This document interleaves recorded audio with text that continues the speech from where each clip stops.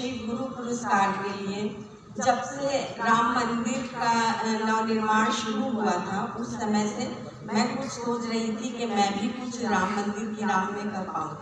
मैंने sir sketching start की थी और जब से राम मंदिर बनना शुरू हुआ तो स्केचिंग मेरी धीरे धीरे स्तर बाय स्तर बढ़ती गई और मैंने 50 पिक्चर्स का एक पूरा एल्बम बनाया है बाटिक पेंटिंग में। सर उसमें बहुत सारी परीक्षाएं भगवान ने मेरी दी हैं। सर मेरा जो डीसी हैंडीक्राफ्ट ऑफिस है वो उससे अवगत है, लेकिन फिर भी मैं वो कृति तैयार करने में कामयाब हुई और मुझे जो है शिव गुरु पुरस्कार से सम्मानित किया जाएगा।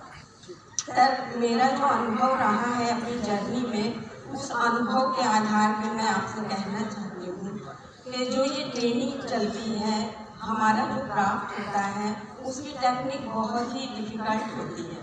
तो ये जो ट्रेनिंग प्रोग्राम है उसकी समय सीमा, अगर हमारे जो प्रधानमंत्री मोदी जी का सपना है कि बहुत ही छोटे स्तर से उठा हुआ आर्टिजन एंटरप्रेन्योरशिप तक काम करे, तो सर उसके लिए बहुत अच्छी ट्रेनिंग का होना फायदेमंद हो सकता है। तो सर जो ट्रेनिंग पीरियड है वो इतना कम होता है जिसमें हम सिर्फ प्रारंभिक जानकारी ही दे पाते हैं। तो वो हम लोग जो सिखाना चाहते हैं अपनी पूरी कलाकृतियों के बारे में या अपना जो कलर है, टेक्निक है, तो वो पर्याप्त नहीं सिखा पाते उतने समय में।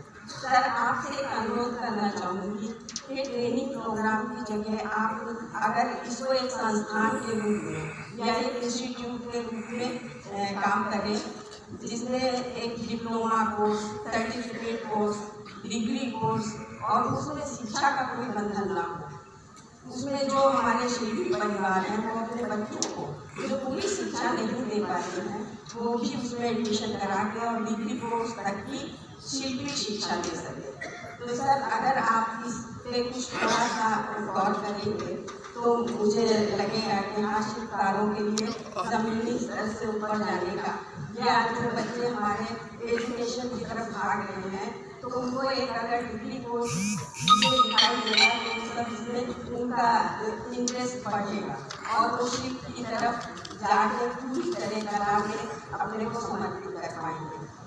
जी धन्यवाद।